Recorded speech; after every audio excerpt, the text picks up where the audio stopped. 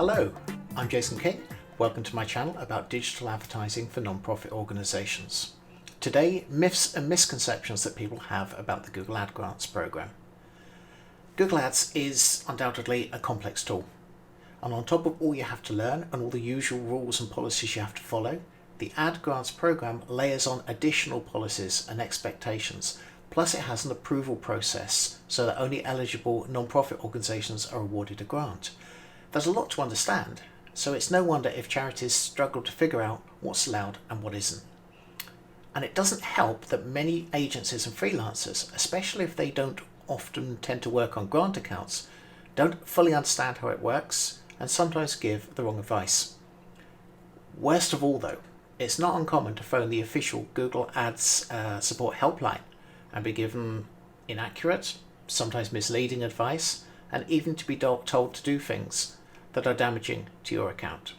So let's run through 20 myths about the Google Ad Grants program and discuss and debunk them.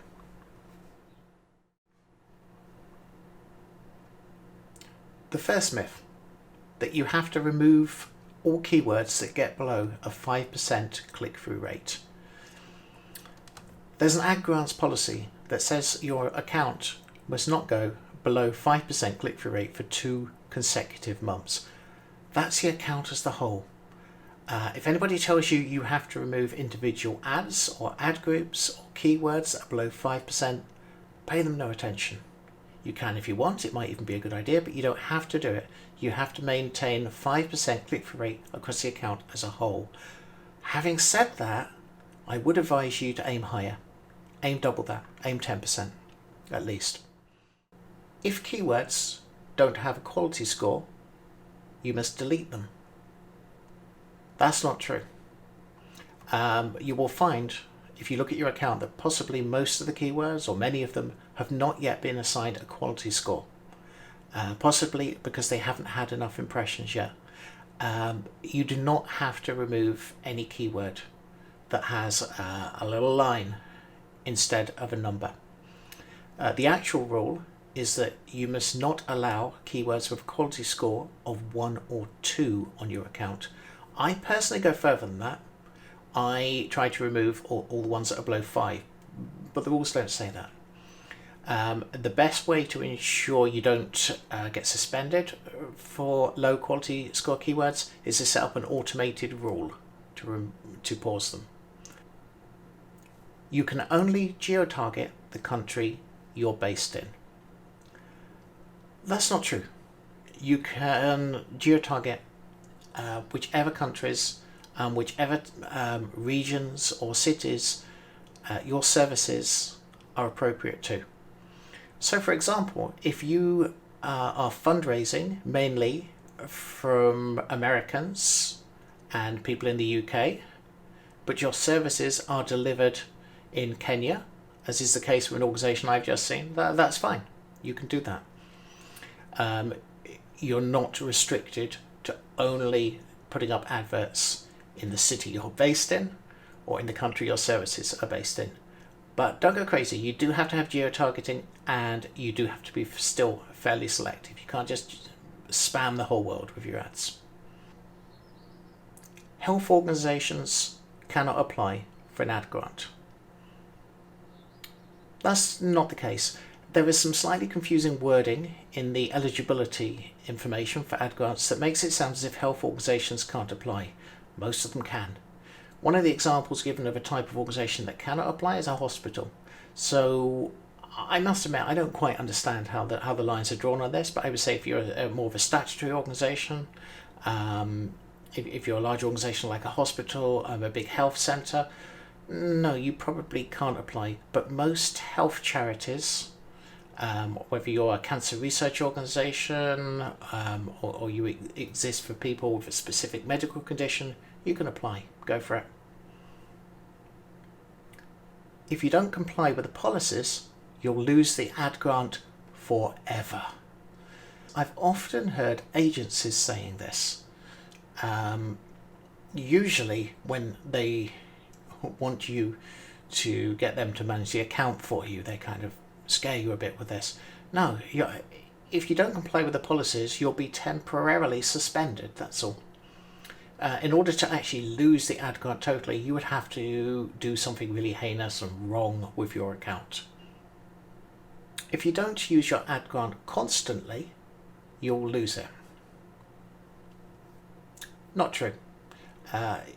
Your non-profit might be fairly seasonal. You might, for example, be running summer camps. You want to advertise for several months leading up to those camps, and that's it. And then you'll switch the ads off for the rest of the year. You're allowed to do that. This is not uncommon. It's also fine if, for example, at the moment with the COVID-19 crisis, a lot of non-profits are ceasing their services or specific services. So they might pause their ad grant campaigns. They might be pausing them indefinitely for months on end. That's fine. You can do that. You're not going to lose your ad grant. Although, having said that you can do it, think about it. Might you just want to keep some ads running? Maybe just your ads for your brand name. You can only use keywords that are in your mission statement. Yeah, I heard the support guys say this once. This just is not true. You think about your mission statement. I mean, it's probably not very long. It's 2 or 3 sentences.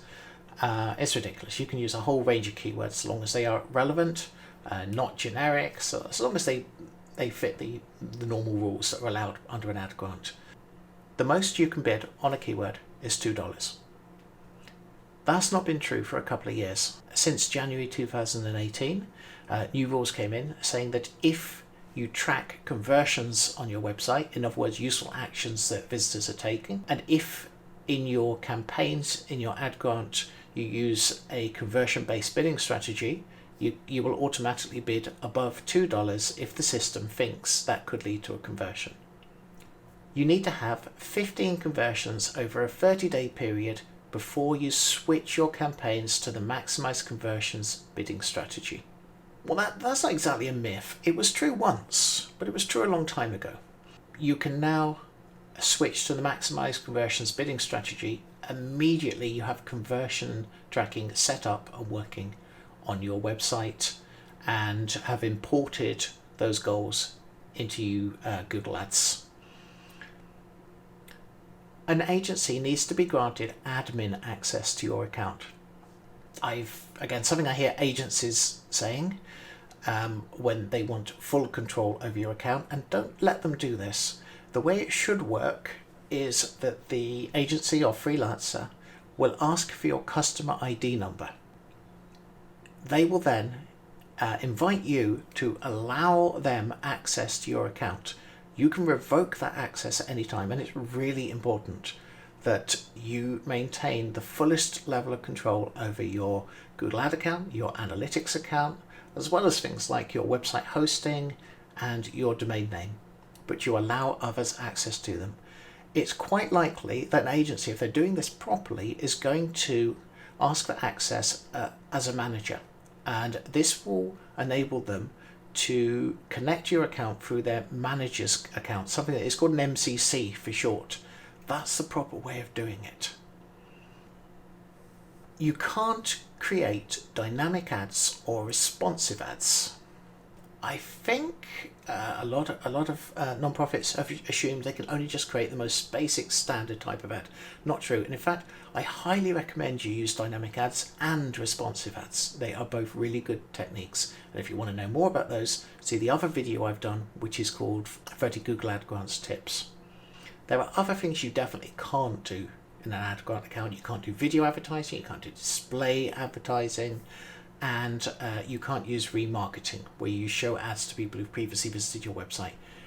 For those things, you would need to have a paid account. There's a $40,000 per month version of ad grants that you can apply for. This was true once. There's something called Ad Grants Pro, and they've renamed it Legacy Ad Grants Pro. It did give 4 times the usual amount, $40,000, to non-profits who could maximize their spend consistently. Although there are still some non-profits that have these and they've retained it, you cannot apply for this anymore. They ceased granting new Ad Grants Pro accounts a couple of years back, I think. If you do have a Legacy Grants Pro account but spend too little money, you'll lose it. I've been told this by the owner, I think, of almost every Pro account that I've spoken to. And it's not true. You won't lose it just by underspending in 1 month or a couple of months. You're more likely to lose it by not following the rules and getting suspended. But even so, I haven't heard of a non-profit losing one for quite a while. Ad grants are a waste of time and effort. Just use a paid account instead. There are definitely some non-profits for whom the ad grant is much more difficult to use to get the kind of results they want than using a paid account. Organisations that are very focused on getting donations in, often big name organisations, might struggle to use their ad grant, but sometimes this depends on the perspective of the person who's actually managing it. Somebody, for example, who has a background in managing businesses' accounts, is used to doing paid advertising, but then they pick up an ad grants account. It doesn't quite get the results as quickly as they wanted. They tend to dismiss it as a waste of time. It's not true. Ad grants just take a longer time to get results. It's a long game. You've got to build that account up, build it up slowly over time, focus on conversions, and you'll get there. They tend to be better for the softer type of conversions, things like newsletter sign-ups, general awareness kind of stuff. Often stuff to do with people accessing your services than donations generally. But having said that, I've just seen an ad grants account that got in £50,000 worth of donations. It's about $65,000 last month. And I'm aware of one that's made £1 million in donations, £1 million in donations over the course of a year. Conversely, if you have an ad grant account, you don't need a paid account. There are certainly organisations for whom this is true. If your organisation is perhaps fairly small and local, if it's not working in a very competitive field, and by the way, every charity underestimates the amount of competition from other advertisers out there, and if you're not particularly focused on things like donations, then maybe you don't need a paid account. But many organisations do. There are organisations that simply could not get in the volume of donations that they want. To give an example, I worked with an organisation organising litter picking throughout the UK. They wanted to get 1 million volunteers. They went after donations, they were after sign-ups, people going to the website and committing to go litter picking. They couldn't possibly get that volume, 1 million volunteer sign-ups, with just an ad grant account. They had to use a paid account with a fairly decent budget for several months in order to achieve this. They also had to do Facebook advertising. They were also heavily boosted by being in a national newspaper. If you have a paid account, you shouldn't run ads in your ad grant account because they will compete. That's the wrong way around. It doesn't work like that. The paid account will suppress the results of the ad grant, but the ad grant will never affect what happens in the paid account. It won't suppress its results. It won't increase the cost per click that's in the paid account. You are entirely safe to run the two together. Having said that, you might want to strategize. You might choose to put brand terms in the ad grant because that's a really easy win, and put more competitive keywords into the paid account. Because you're a charity, you should be able to use any keywords and write ad text of any kind that other advertisers wouldn't be allowed to. Right, because we're nice, we're charities, we can do whatever we want. One of the things I'm seeing at the moment is every charity wants to run ads on COVID-19. That's simply not allowed. Google doesn't want people taking advantage of the situation by running ads. They also don't want too much misinformation out there.